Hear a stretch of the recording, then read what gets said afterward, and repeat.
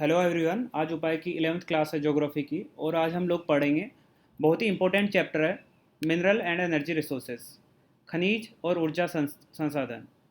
अ, थोड़ा सा याद करने का ज़्यादा रहेगा, बट एग्ज़ाम्स में चीज़ें पूछी जाती रहती हैं इससे रिलेटेड कि कोयला कहाँ मिलता है, कोयले का यूज़ क्या होता है, पेट्रोलियम का क्या यूज़ रहता है।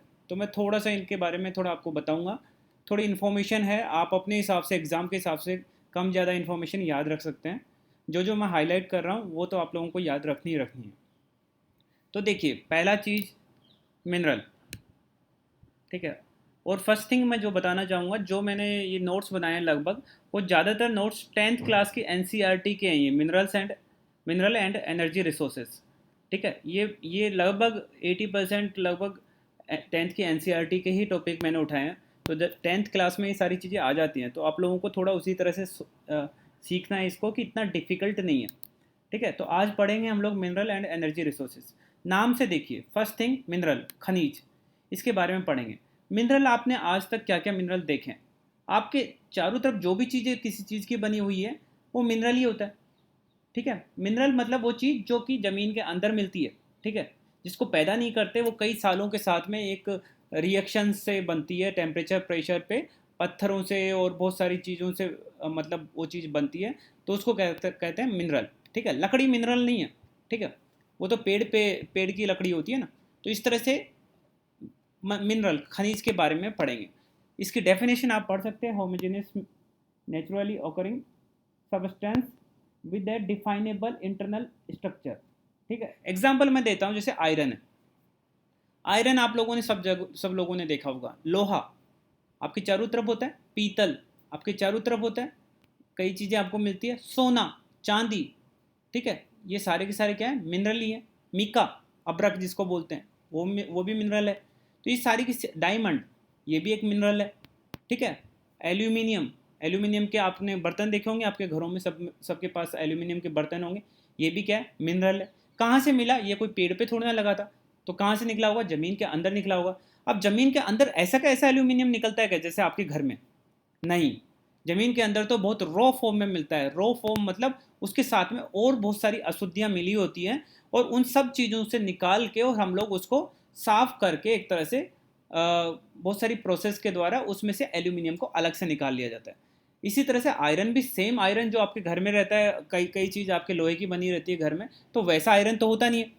तो फिर तो वो भी एक तरह से एक मतलब संयुक्त फॉर्म में मिलता है कि उसके साथ में और बहुत सारे मिनरल जुड़े रहेंगे, हम आयरन को निकाल लेंगे। आपको लगता है जो सोना होता है, गोल्ड होता है, वो आपको लगता है कि ऐसी ज़मीन के अंदर गड़ा हुआ है, ऐसे मिल जाएगा सीधा? नहीं, वो भी रॉ फॉर्म में होता है। उसका भी धरती के अंदर वो दूसरे तत्वों के साथ में मिलके और धरती के अंदर रहता है। तो हम क्या करते हैं, उस प्रोसेस के द्वारा, इंडस्ट्रीज क्या करती हैं, कुछ प्रोसेस के द्वारा जैसे गोल्ड के अलावा जो भी अशुद्धियाँ उसके अंदर होंगी उसको हटा देगी और सिर्फ गोल्ड को उसके अंदर से निकाल लेगी। तो ये एक तरीका है, ठीक है। तो ये जो अशुद्धियों के साथ में जो चीज़ मिलती है, जिसमें बहुत सारे चीज़ें मिलके, जैसे आयरन, आयरन या गोल्ड, गोल्ड उस जो हमको बाहर दिखता है उस कंडीशन में नहीं रहता, उसके अंदर बहुत सारे और तत्व और बहुत सारे मिनरल्स के साथ में वो जुड़ के और कंबाइंड धरती के अंदर रहता है, उसको बोलते हैं ओर्स, और, ठीक है। मतलब अकेला नहीं मिलेगा मिनरल, मिनरल कई और मिनरल्स के साथ में मिलेगा, ठीक है, मिक्स मिलेगा, तो उसको बोलते हैं और उस और में से उस मिनरल को निकाल लिया जाता है जिसके हमको ज़रूरत पड़ती है, ठीक है। ऑब्वियसली सोने के साथ में और मिनरल्स होंगे तो उनको तो हटा दिया जाएगा, सोने को ही काम में लिया जाएगा। इस तरह से आयरन की, जहाँ पे आयरन मिलता है वहाँ पे आयरन को रखा जाएगा, आयरन के साथ में जो भी अशुद्धियाँ होंगी उनको हटा दिया जाएगा, ठीक है। अयस्क बोलते हैं इसको, ठीक है, हिंदी में। आपको ये चीज़ पता लगा, देखिए, अन्य तत्वों के साथ मिश्रित किसी भी खनिज का अयस्क बोलते हैं, ठीक है, मतलब दूसरों के साथ मिश्रित। तो आप चीज़ों को आपको पता चल गया मिनरल क्या चीज़ होती है। ज़मीन के अंदर मिलते हैं, और की फॉर्म में होते हैं, और ORES, ओर्स, इसकी फॉर्म में होते हैं। और का मतलब उसके साथ में और भी दूसरे मिनरल जुड़े हुए होंगे, अपने को क्या करना है, और सारे मिनरल्स को हटा देंगे इंडस्ट्री में, और उस वाले मिनरल को जो हमारे काम की चीज़ है उसको हम निकाल लेंगे। अब मिनरल कितने तरह के होते हैं? दो तरह के मिनरल होते हैं, एक मेटेलिक, धातु वाले, और एक नॉन मेटेलिक, गैर धात्विक, ठीक है। एक धातु वाले और एक गैर धात्विक। आप अपने घर में सोच सकते हैं क्या क्या धातु वाली चीज़ें और क्या क्या गैर धातु वाली चीज़ें। मैं आपको बताता हूँ। आपके घर में आयरन होगा, आयरन मतलब जैसे प्रेस करने की एक आयरन होती है, वो आयरन होगा। आपके घर में कुंदे, दरवाजों के कुंदे लगे रहते हैं, वो होंगे। ये सारी चीज़ें किसकी बनी होती हैं? नॉर्मली आयरन की बनी होती है, आपके घर में है। उसके अलावा कॉपर, कॉपर के तांबे की काफ़ी चीज़ें रहती हैं, जैसे पानी का जग रहता है घरों में, तो वो तांबा मतलब वो भी मेटल है, ठीक है, वो भी मेटल है। उसके अलावा बॉक्साइट, बॉक्साइट मतलब एल्यूमिनियम, एल्यूमिनियम के और को बॉक्साइट बोलते हैं। तो एल्यूमिनियम की चीज़ें भी आपके घर में काफ़ी सारी चीज़ें होंगी। आपके घर में इलेक्ट्रिक वायर भी होगा, तो उसमें भी कई बार एल्यूमिनियम के वायर्स होते हैं, आपने देखा होगा। उसके अलावा तो आपके घर में पतीले वगैरह ये भी एल्यूमिनियम के होंगे। बहुत हल्का रहता है ना एल्यूमिनियम, इसलिए ज़्यादा यूज़ आता है, ठीक है। तो ये चीज़ें हो गई, एल्यूमिनियम हो गया, आयरन हो गया, कॉपर हो गया, ये तो आपने देखिए, ये सारी मेटेलिक। नॉन मेटेलिक क्या चीज़ होती है? मैग्नीज आपने नहीं देखा होगा, इतना इंडस्ट्रीज में ज़्यादा काम आता है। नॉन मेटेलिक क्या चीज़ है? जैसे कि चूने का पत्थर है, आप लोगों ने देखा है चूने का पत्थर, जब घरों में कली कली किया जाता है ना, जैसे वाइट कलर किया जाता है, तो क्या करते हैं कि अगर, ठीक है, अगर मार्केट से आप ले तो एक कट्टा मिलता है पूरा। या आप लोग, जैसे मैं देखा स्पोर्ट्स डे वगैरह होता है उपाय का, तो वो एक लाइन, बाउंड्री लाइन बनाते हैं चूने से, तो पिसा हुआ आ गया एक तरह से। पहले तो वो क्या होता था, थोड़ा मोटा रहता है, उसको जाके ग्राइंड कर लेते हैं, मतलब एक तरह से चक्की में पीस के और उसको पतला कर लिया जाता है, वो हमको मिलता है। पर अगर उससे पहले देखेंगे कि पीसने से पहले वो क्या होता है, पत्थर के टाइप में होता है। तो वो क्या चीज़ होती है? वो मेटल है क्या? कोई सोच सकता है वो मेटल है? मेटल नहीं है, वो नॉन मेटेलिक है, गैर धात्विक, ठीक है। तो जैसे लाइमस्टोन हो गया, मीका, अब्रक, आप लोगों ने नहीं देखा होगा मीका वगैरह इतना ज़्यादा, ये भी नॉन मेटेलिक है, ठीक है। ग्रेफाइट, ये भी क्या है, जैसे कि पेंसिल के अंदर क्या होता है, कार्बन, कार्बन का नहीं, इसी तरह से कार्बन का एक एक मतलब रूप है दूसरा, ग्रेफाइट, वो भी आप लोगों ने देखा नहीं होगा। नॉन मेटेलिक चीज़ें अपने घरों में कम काम आती है, ठीक है। ज़्यादातर वुड वगैरह यूज़ करते हैं हम लोग, जो कि मिनरल ही नहीं है, ठीक है। तो ये नॉन मेटेलिक चीज़ें हमारे घरों में कम काम आती है, इसलिए कम देखते हैं। लाइम स्टोन हम सब काफ़ी देखते हैं, ठीक है। तो ये आपको पता रहना चाहिए, ठीक है, कि मेटेलिक कौन से मिनरल्स होते हैं और नॉन मेटेलिक कौन से मिनरल होते हैं। मेटेलिक के भी दो पार्ट है, ठीक है। एक फेरस, मतलब जिसमें लोहा होगा, ठीक है। एक नॉन फेरस, जिसमें लोहा नहीं होगा। मतलब एक ऐसे मेटल्स होंगे जिनमें आप चुंबक ले जाओगे पास में, तो क्या होगा कि वो उसको अपनी तरफ खींचेगा। हाँ ओके दीक्षा, मैं, सेल्स में ग्रेफाइट रोड होता है, right right right, good. Cells को अगर तोड़ोगे तो उसके अंदर जो काला काला वो अंदर से निकलेगा, वो ग्रेफाइट रोड होती है, ठीक है, वेरी गुड, ठीक है। और और भी कुछ यूजेस होते हैं, नॉर्मली आपको सामने के सामने नहीं दिखेगा कि जिससे आपको पता चले, पर आप चीज़ों को पढ़े होगे ना, तो अंदर बहुत सारी चीज़ों में बहुत सारी चीज़ें, कार्बन आपको पता है कि आई लाइनर्स में कार्बन होता है, आपको ये चीज़ पता होना चाहिए, पर आपको देखने से पता नहीं चलेगा कि कार्बन इसके अंदर है, एक तरह से कोयला होता है उसके अंदर, ठीक है।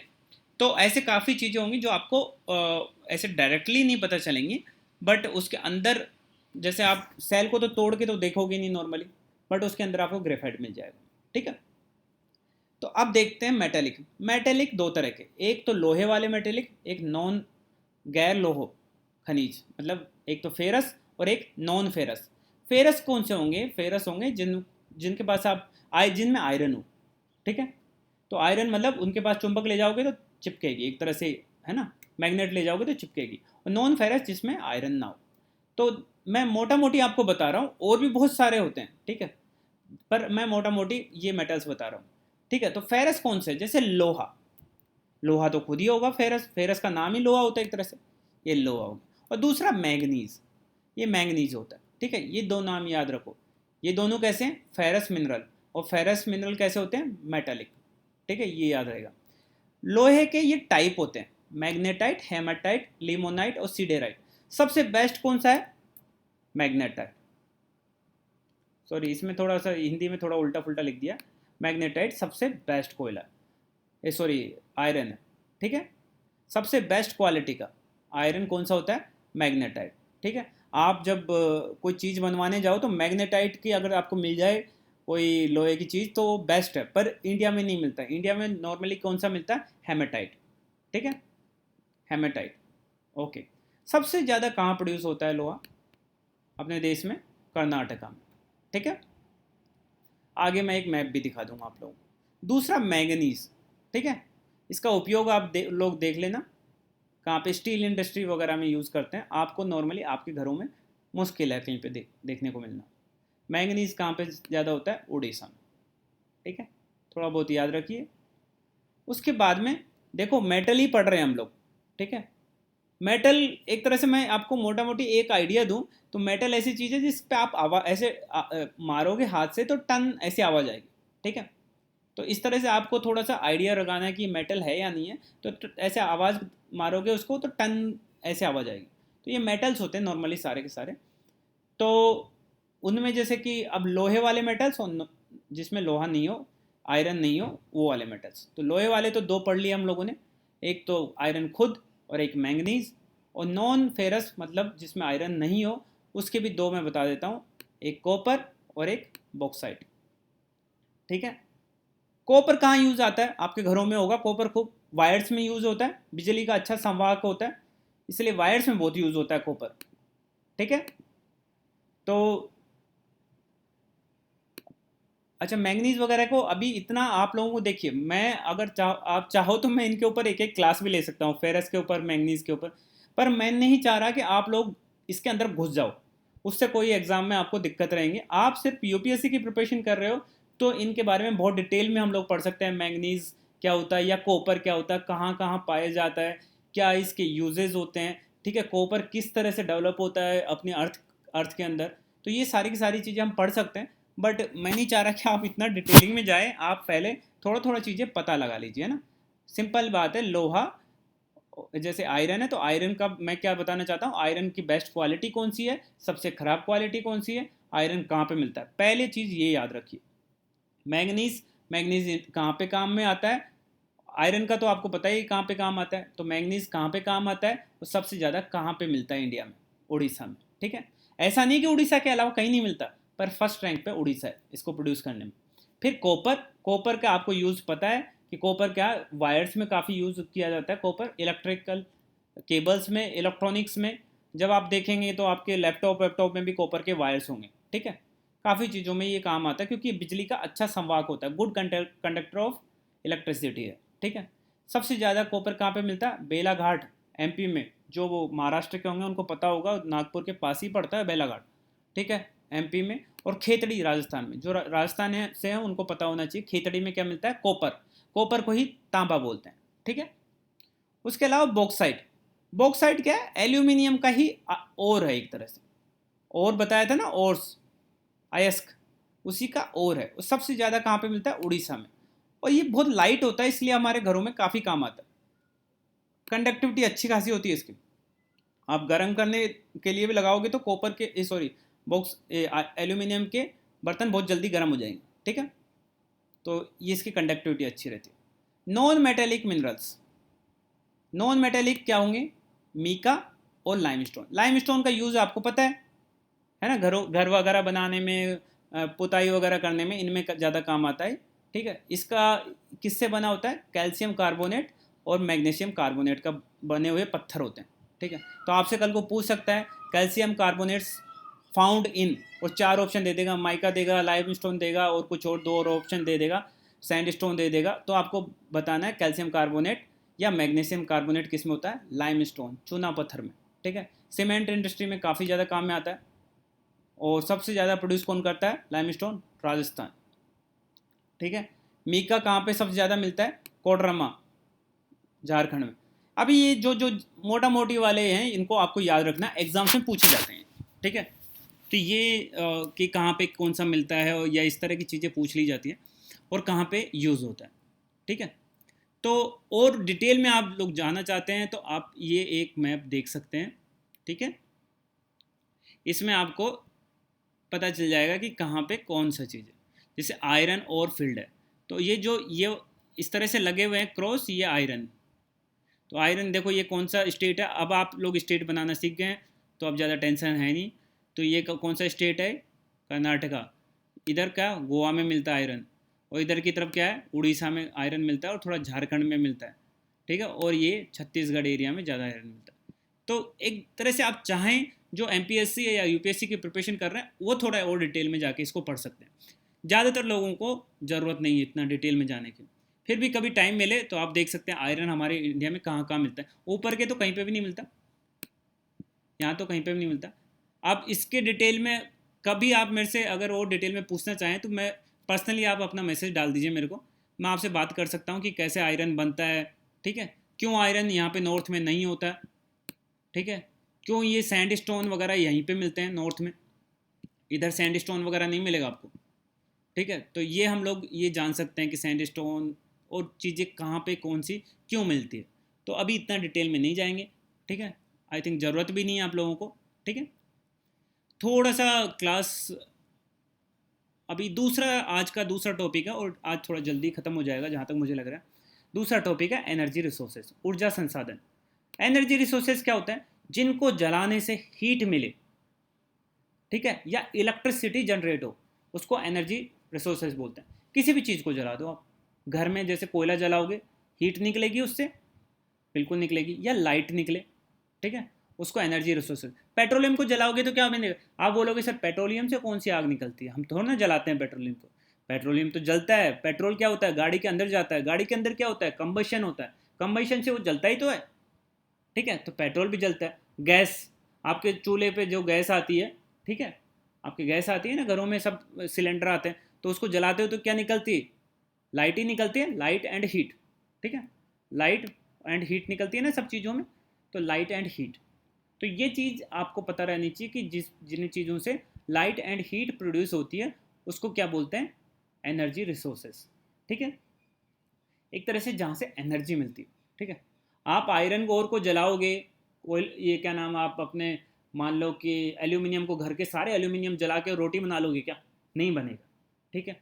तो थोड़े से कोयले से रोटी बन जाएगा, ठीक है, क्योंकि उसमें एनर्जी नहीं है एल्यूमिनियम में, इनमें एनर्जी होती है, इसलिए इनसे एनर्जी, और जहाँ पे एनर्जी होती है वहाँ से हीट और लाइट निकलती है, तो इसलिए इनको एनर्जी रिसोर्सेस बोलते हैं, ठीक है।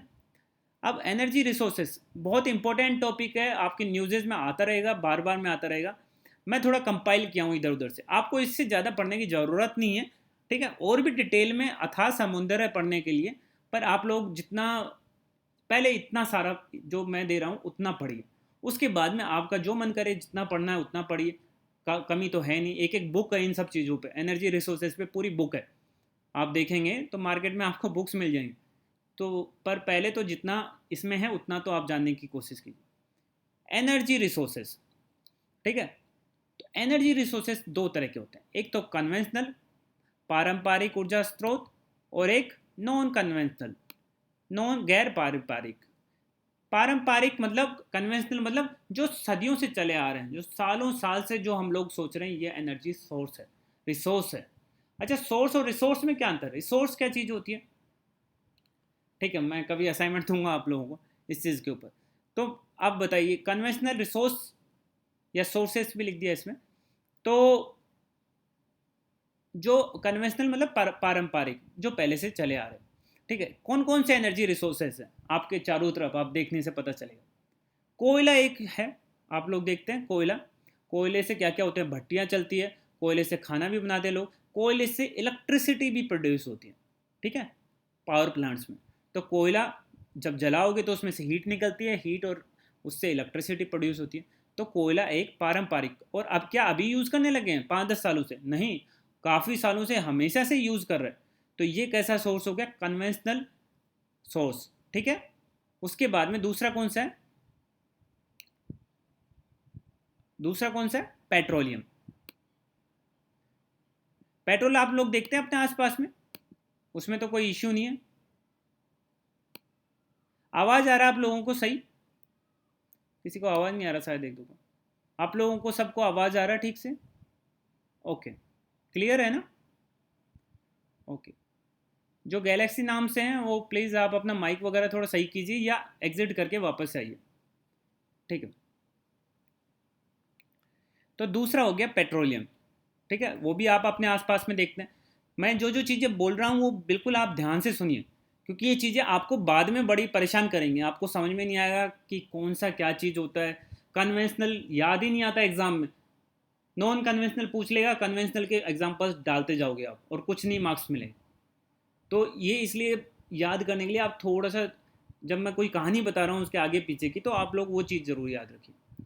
फिर उसके बाद में नेचुरल गैस होती है, ठीक है, प्राकृतिक गैस जो आपके घरों में भी आती है, उसका एक फॉर्म, ठीक है। सीएनजी से बसेस चलती हैं, वो भी एक नेचुरल गैस है, उसी का टाइप है, ठीक है। प्रोपेन होता है, आपके घरों में भी आती है, एलपीजी, ठीक है।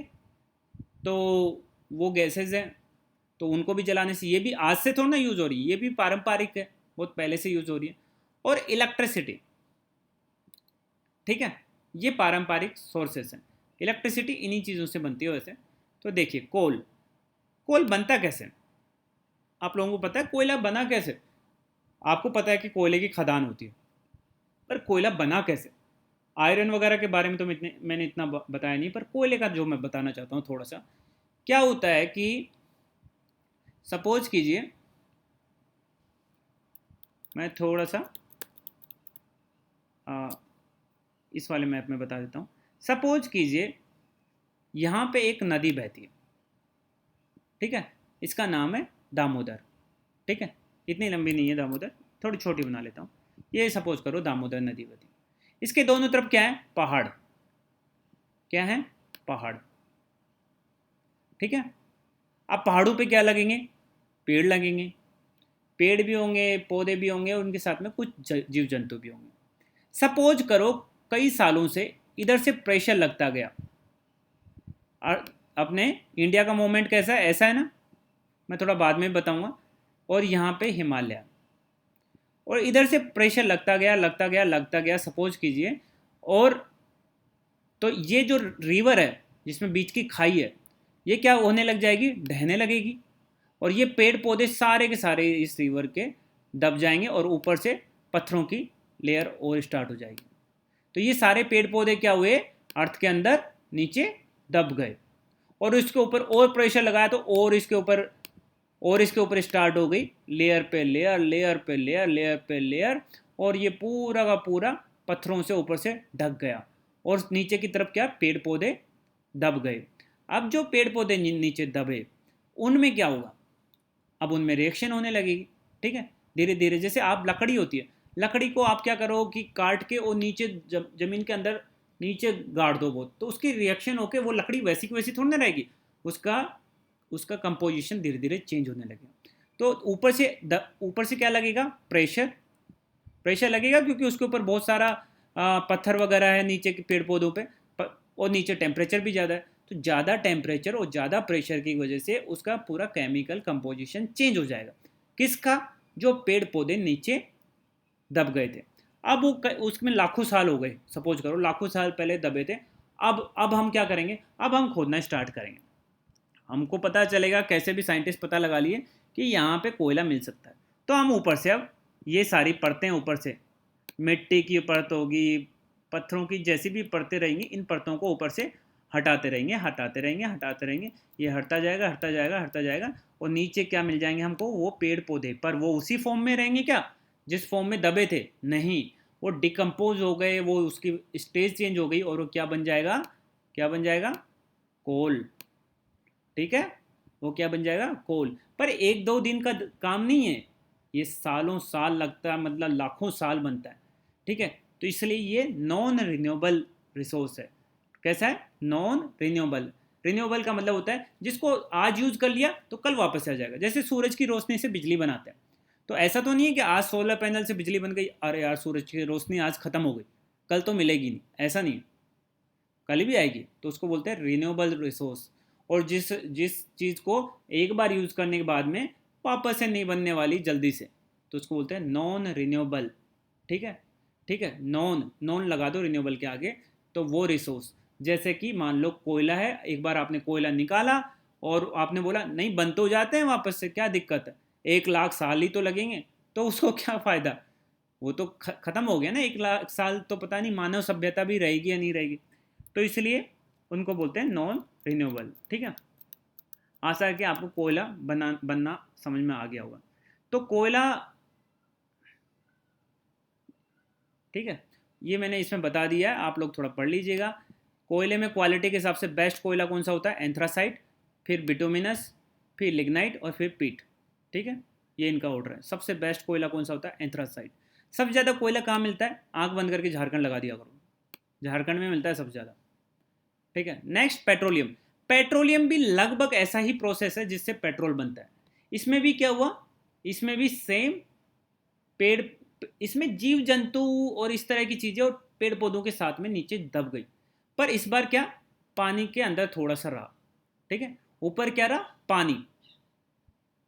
ठीक है, तो पानी रहने की वजह से वो चीज़ें जो नीचे जीव जंतु और पेड़ पौधे जो भी नीचे की तरफ दब गए थे, वो पानी ऊपर, उसके ऊपर तो लेयर आ गई, लेयर मतलब पत्थरों की इनकी लेयर आ गई, और उसके ऊपर क्या रहा? पानी।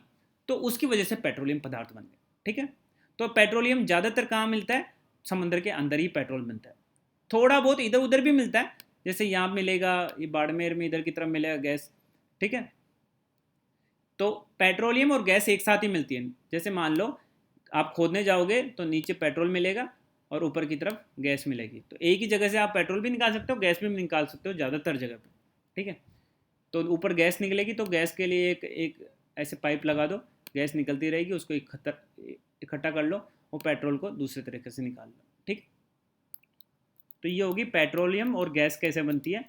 सेम कोल वाली प्रोसेस से ही बनेगी, बट इसमें पानी के अंदर रहेगा, मतलब एरिया पानी के अंदर रहेगा। ठीक है, तो आप बोल सकते हैं सर यहाँ पे कौन सा पानी था राजस्थान में?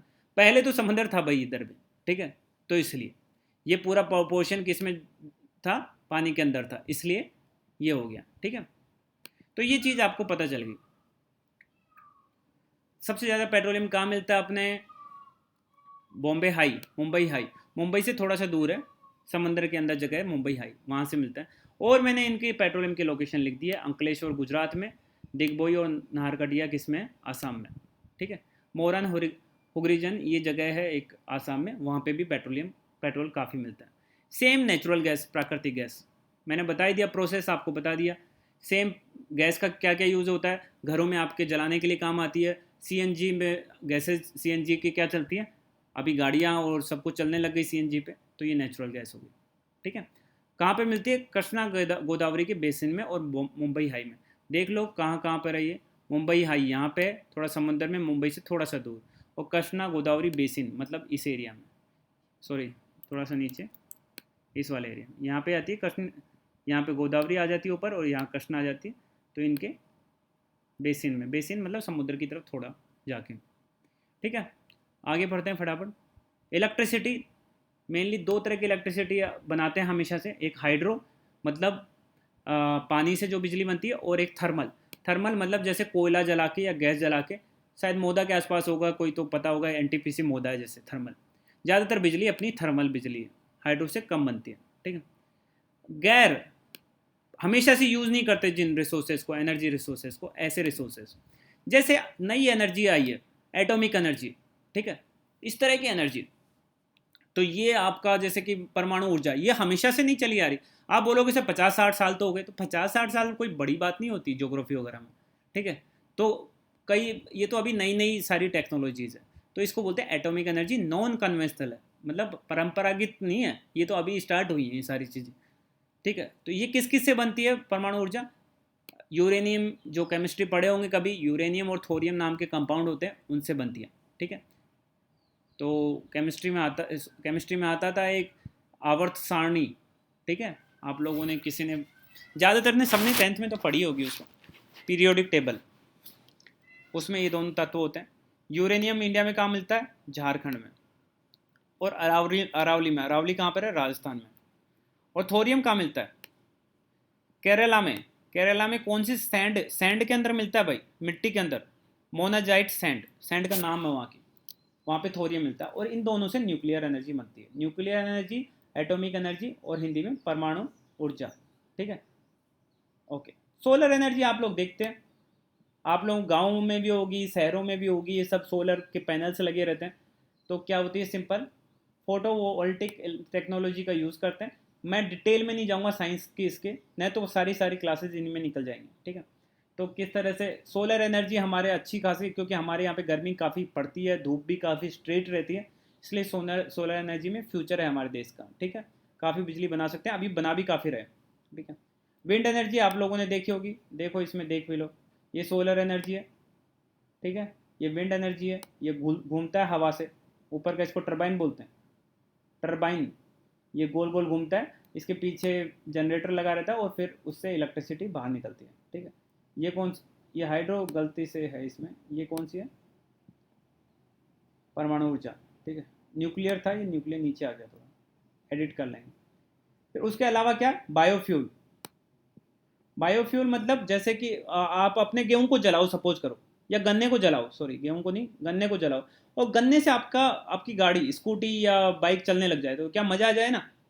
तो इस तरह की खेती होती है जिनसे हम लोग इथेनॉल निकालते हैं, इथेनॉल से गाड़ियाँ चलती हैं, ठीक है।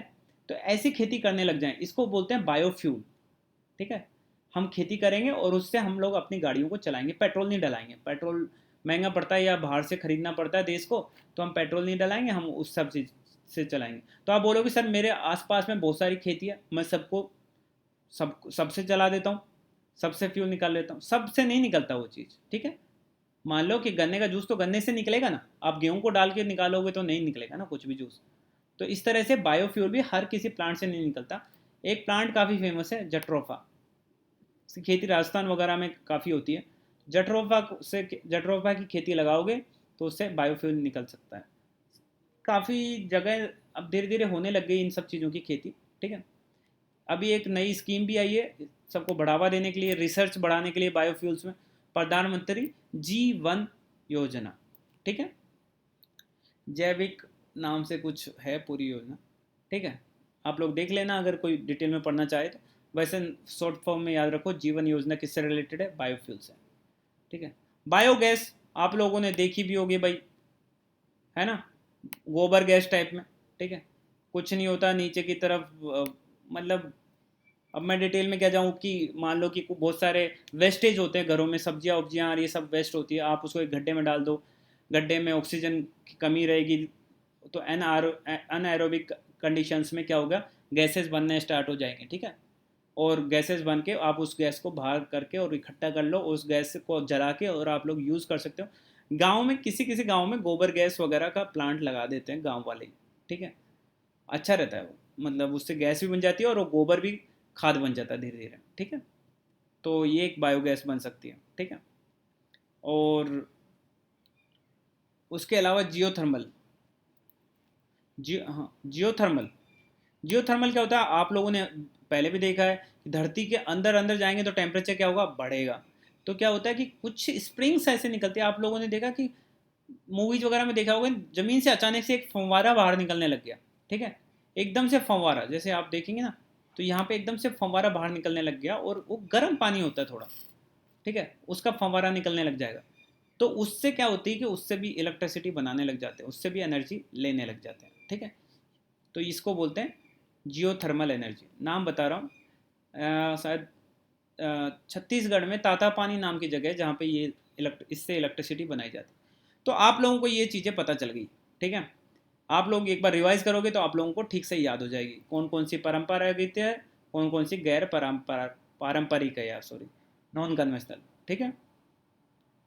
आप लोग और कोई डिटेल में जाना चाहता है कि सर मेरे को तो और थोड़ा पता लगाना है कि कहाँ पे कोयला है, कहाँ पे पेट्रोल है, तो ये एक मैप है, अच्छा सा मैप है, मैंने एनसीईआरटी से उठाया मैप, ठीक है।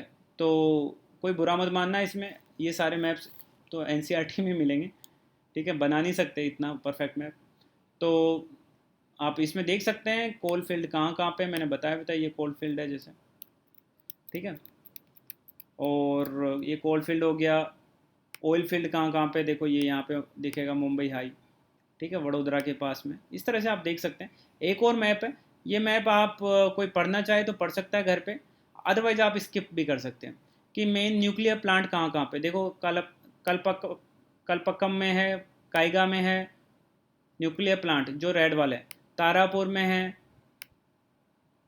काकरापारा में है, रावतभाटा में है, और इधर क्या है, नरोरा में है। ये अपने न्यूक्लियर पावर प्लांट है। तो कई एग्जाम्स में ये पूछ ले जाते हैं, ये न्यूक्लियर पावर प्लांट